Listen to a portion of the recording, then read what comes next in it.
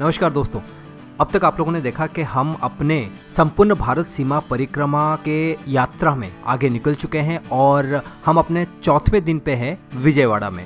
चौथे दिन का पहला जो हाफ था, मैं अपने गाड़ी ठीक करवाने चला गया। फिर वहाँ से जब लौट रहा था तो मुझे कॉल आया कि मेरा जो दोस्त है जो कि वाइजैक में मुझे मिला था, संग्रामजीत, उसने मेरे लिए कुछ गिफ्ट भेजा है और वो ये गिफ्ट था। Thank you so much Sangramjit for this. और इसके बाद मैं थोड़ा सा रेस्ट लिया अपने रूम पे और सेकंड हाफ में मैं निकला विजयवाड़ा को एक्सप्लोर करने के लिए। तो भाई साहब अभी बज रहे हैं दिन के 3:30 और मैं अभी तक लंच नहीं किया था, ऐसे ही बैठा था, थोड़ा रेस्ट ले रहा था और एडिटिंग शुरू कर रहा था। पर अभी मैं बैठ के लंच का टाइम तो हुआ, मुझे लंच तो किया नहीं है, सोचा बाहर जाके लंच करूं। तो मैं अभी जा रहा हूं Undavalli cave, I think I pronounce it right. और ये केव है, हिस्टोरिकल प्लेस है। यहाँ से करीबन 12 किलोमीटर दूर है, 22 मिनट का रास्ता दिखा रहा है। तो उंडावाली केव हम लोग जा रहे हैं और लंच का मेरे को कुछ आइडिया नहीं है, रास्ते में कुछ खा लूँगा जल्दी से। उंडावाली केव जो होता है वो 5:30 तक बंद हो जाता है। तो हम लोग अगर 4:30 तक भी पहुंच जाए, 1 घंटे में हम अच्छे से एक्सप्लोर कर सकते हैं।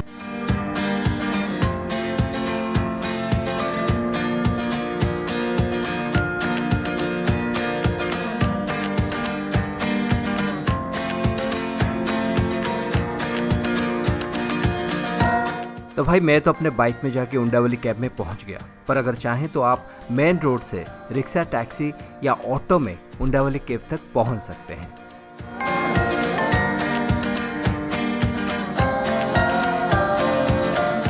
उंडावाली केव जो कि आंध्र प्रदेश के गुंटूर डिस्ट्रिक्ट में है, मॉन्यूमेंट्स ऑफ नेशनल इम्पोर्टेंस का मान्यता प्राप्त है। उंडावाली केव को देखने के लिए आपको काटना पड़ेगा पहले टिकट, और जो कि है 20 रुपए का।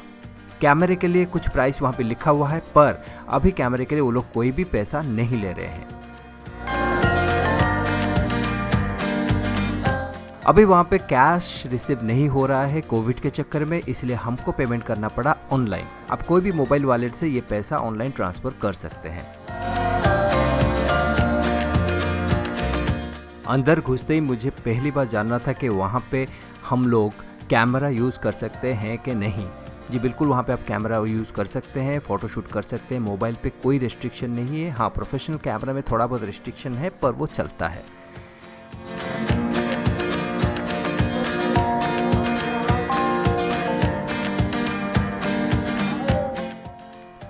तो ये जो गुफा है वो 4 मंजिलों में डिवाइड हुआ है, जिसकी टोटल लंबाई 29 मीटर और चौड़ाई 16 मीटर है।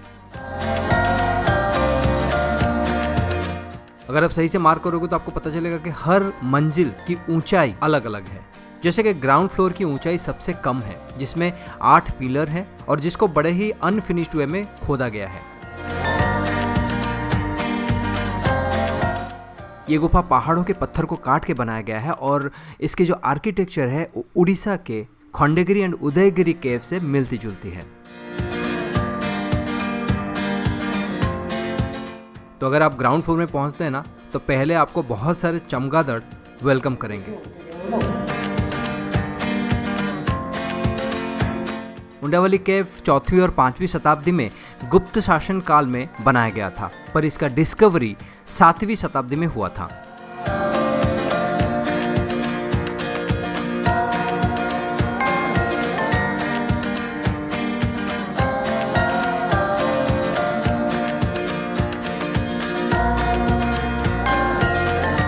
अब हम चलते हैं ऊपर, मतलब फर्स्ट फ्लोर में, जहाँ पे कि आप देखेंगे ये वाला फ्लोर ब्रह्मा, विष्णु और महेश को डेडिकेटेड है और पुराणों के बहुत सारे घटनाएं गुफा के दीवारों में खोदा गया है।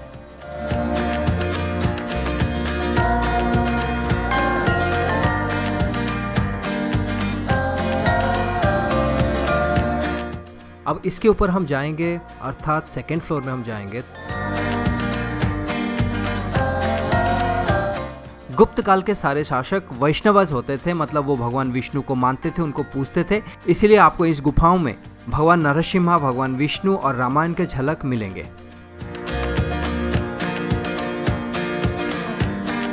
तो वहाँ पे आपको भगवान विष्णु जी का एक बहुत बड़ा मूर्ति देखने को मिलेगी, जो कि वंडावली केव का एक बहुत ही बड़ा आकर्षण का केंद्र है। यहाँ पे भगवान विष्णु शयन अवस्था में आपको दिखेंगे।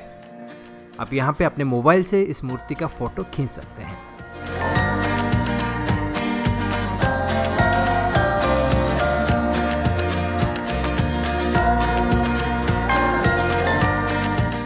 इसके ऊपर वाला फ्लोर, मतलब सबसे ऊपर जो फ्लोर है, वहाँ पे अगर जाते हैं तो वहाँ पे एक्चुअली देखने को ज़्यादा कुछ तो है नहीं, पर वहाँ पे खड़े होके आसपास के खूबसूरत नज़ारे आप देख सकते हैं।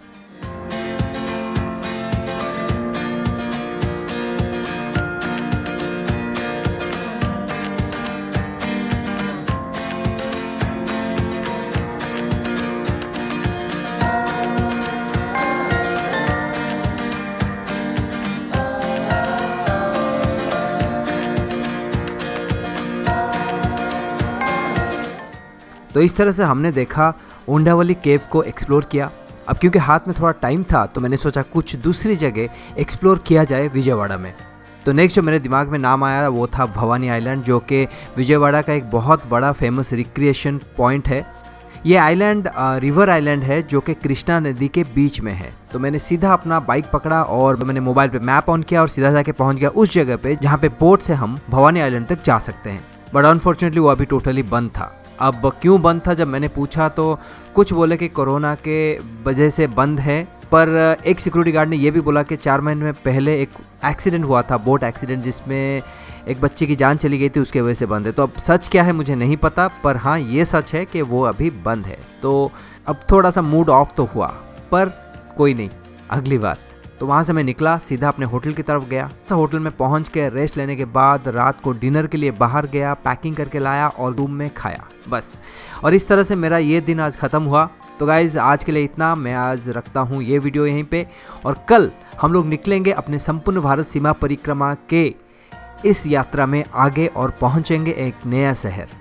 चैनल नया है, आप लोगों का सपोर्ट तो चाहिए। अगर ये वीडियो अच्छा लगा है तो लाइक ज़रूर कीजिएगा, और हाँ आगे बहुत अच्छे अच्छे वीडियो आने वाले हैं, ये मैं गारंटी आपको दे सकता हूँ। तो जो नीचे है ना सब्सक्राइब का बटन, उसको टच कर लीजिए, ठीक है, और बेल आइकन को क्लिक कर लीजिएगा, सो दैट अगले वीडियो आते आते आपको मिल जाएंगे आपके नोटिफिकेशन, ठीक है। Thank you guys so much and keep travelling, keep smiling, Tata.